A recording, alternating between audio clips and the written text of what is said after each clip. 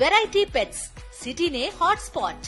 పూర్తి వివరాలకు చదవండి రేపటి సాక్షి హైదరాబాద్ ఎడిషన్. నీచమైన రాజకీయాలకు కేర్ ఆఫ్ అడ్రస్ కూటమి ప్రభుత్వం. సంప్రదాయాలను కూడా కాదని ఇష్టానుసారం వ్యవహరిస్తోంది. పీఎస్సీ చైర్మన్ పదవిని ప్రతిపక్షానికి రాకుండా చేసేందుకు నానా రకాల కుట్రలు చేసింది. చివరికి తమ సొంత కూటమికే పదవినిచ్చుకుంది. పెద్దిరెడ్డి రామచంద్రారెడ్డిని చూసి భయంతోనే ఆ పదవి రాకుండా అడ్డుకున్నారని విమర్శిస్తున్నారు వైఎస్ఆర్సీపీ నేతలు. అధికారం చేతిలో ఉందని అడ్డగోలు నిర్ణయాలు తీసుకుంటోంది కూటమి ప్రభుత్వం. ముఖ్యమంత్రి చంద్రబాబు తన అసలైన నీచ రాజకీయానికి మరోసారి పదును పెట్టారు. ప్రతిపక్షానికి దక్కాల్సిన పీఎస్సీ చైర్మన్ పదవిని అడ్డుకున్నారు. సాంప్రదాయాలను తుంగలో తొక్కుతూ అడ్డగోలు నిర్ణయాలు తీసుకున్నారు. సంప్రదాయాల ప్రకారం కేంద్రంలోనైనా ఏ రాష్ట్రంలోనైనా ప్రజాపద్దుల కమిటీ అనేది ప్రతిపక్షానికే కేటాయిస్తారు. తద్వారా ప్రభుత్వ నిధులను అధికార పక్షం ఏ విధంగా ఖర్చు చేస్తుందో పీఎస్సీ నిఘా పెడుతోంది. అనవసర ఖర్చులు పెడుతుంటే నిలదీస్తుంది. కుంభకోణాలు జరుగుతుంటే వెలికి తీస్తుంది. మొత్తానికి ప్రభుత్వ సొమ్మును వృధా కాకుండా కట్టడి చేయడంలో పీఎస్సీదే ప్రధాన బాధ్యత. గతంలో కేంద్ర ప్రభుత్వంలో జరిగిన కోల్గేట్ కుంభకోణం, బోఫోర్స్ కుంభకోణం వంటివి పీఎస్సీ నిఘా ద్వారానే బయటపడ్డాయి. రాష్ట్రాల్లో కూడా ఇలాంటి స్కామ్లు జరగకుండా ప్రతిపక్షం నిఘా పెట్టడానికి అవకాశం ఉంటుంది కాబట్టే ఈ పదవిని ప్రతిపక్షానికి ఇస్తుంటారు.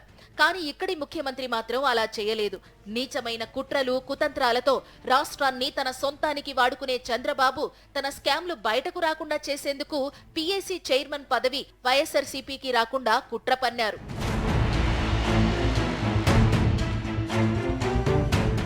ఎప్పుడైతే పెద్దిరెడ్డి రామచంద్రారెడ్డి పీఎస్సీ పదవికి పోటీ చేయబోతున్నారని తెలిసిందో అప్పుడే చంద్రబాబు తన కుట్ర రాజకీయానికి తెరతీశారు. తన చిరకాల ప్రత్యర్థి అయిన పెద్దిరెడ్డికి పీఎస్సీ చైర్మన్ పదవి దక్కితే ఎక్కడ తన అవినీతి అక్రమాలు బయటపడతాయోనని భయపడ్డారు. పీఎస్సీ పదవి పెద్దిరెడ్డికి దక్కకుండా కుట్రలు చేశారు. దీంతో సభా సాంప్రదాయాలను కూడా తుంగలో తొక్కి దిక్కుమాలిన రాజకీయాలు చేశారని చంద్రబాబుపై విమర్శలు గుప్పించారు వైఎస్ఆర్సీపీ నేతలు. పీఎస్సీ చైర్మన్ పదవి అధికారంలో ఉండే వాళ్ళే తీసుకుంటే దానికి ఏం న్యాయం జరుగుతుందని చెప్పి నేను అడుగుతా ఉన్నాను. అంచేతే ఈరోజు మేము డెమోక్రసీ మీద నమ్మకం ఉంది, ప్రజాస్వామ్య వ్యవస్థల మీద నమ్మకం ఉంది మాకు వైఎస్ఆర్ కాంగ్రెస్ పార్టీకి, మా నాయకుడు జగన్మోహన్ రెడ్డి గారికి.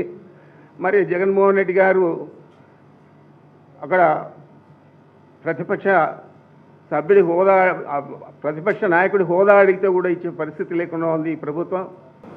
ఏదైతే అధికారం ఉన్న ప్రభుత్వాలు ఏవైతే అధికారం ఉంటాయో వారు చేపట్టిన వివిధ కార్యక్రమాలకు ఖర్చు పెడుతున్న ఖర్చులు, వాటికి సంబంధించిన లెక్కలకు సంబంధించి అదే ప్రభుత్వం చూస్తే దానివల్ల ఉపయోగం ఉండదు. దాన్ని థర్డ్ పార్టీతో ఉంటే మంచిది. వాళ్ళు వచ్చి చూసి దాంట్లో ఏమైనా తప్పులు ఒప్పులు ఉంటే సర్దిదిద్దుకోమని సూచనలు చేస్తుంటారు. తద్వారా కంప్యూటర్ ఆలోచనలు ఏదైతే కాగుందో వారు కూడా దీన్ని నిర్ధారిస్తారు అని ఒక మంచి ఉద్దేశం, సదుద్దేశంతో దీన్ని ఈ కమిటీని రాజ్యాంగంలో పొందుపరిచారు. చంద్రబాబు ప్రభుత్వం అధికారంలోకి వచ్చిన ఈ 6 నెలల్లోనే పెద్ద ఎత్తున అవినీతి జరిగింది. ఇసుక దగ్గర నుంచి లిక్కర్ వరకు, చివరికి వరద బాధితులకు అందించే సాయంలో కూడా అవినీతి జరిగింది.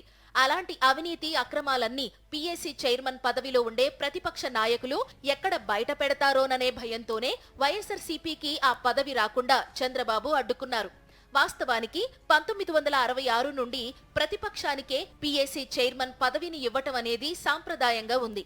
కానీ ఈసారి అలా జరగకుండా చేసేందుకు నీచ రాజకీయాలు చేశారు. ఎమ్మెల్యే కోటాలో 9 సభ్యుల స్థానాలకు 10 నామినేషన్లు దాఖలు చేయించారు. టీడీపీ తరపున శ్రీరామ్ రాజగోపాల్, బివి జయనాగేశ్వర్ రెడ్డి, అరిమిల్లి రాధాకృష్ణ, అశోక్ రెడ్డి, బూర్ల రామాంజనేయులు, నక్కా ఆనందబాబు, కోళ్ల లలిత కుమారితో నామినేషన్లు దాఖలు చేయించారు. ఇక జనసేన తరపున పులవర్తి రామాంజనేయులతో, బీజేపీ తరపున విష్ణుకుమార్ రాజుతో నామినేషన్ వేయించారు. అంతకుముందే వైఎస్ఆర్సీపీ తరపున పెద్దిరెడ్డి రామచంద్రారెడ్డి నామినేషన్ దాఖలు చేశారు. ఆ సమయంలో కూడా అధికారులను అక్కడ లేకుండా చేసి అవమానపరిచారు. అయినప్పటికీ అధికారి వచ్చేంత వరకు వెయిట్ చేసి మరీ పెద్దిరెడ్డి నామినేషన్ వేశారు. అన్ని పార్టీల నుండి నామినేషన్లు పడడంతో ఓటింగ్ నిర్వహించాల్సిన పరిస్థితి ఏర్పడింది. ప్రజాపద్దుల కమిటీని తన చేతుల్లో పెట్టుకునేందుకే చంద్రబాబు ఇలా ప్లాన్ చేశారు. ఈ నీచమైన కుట్రలకు వ్యతిరేకంగా వైఎస్ఆర్సీపీ పీఏసీ ఎన్నికను బాయ్కాట్ చేసింది.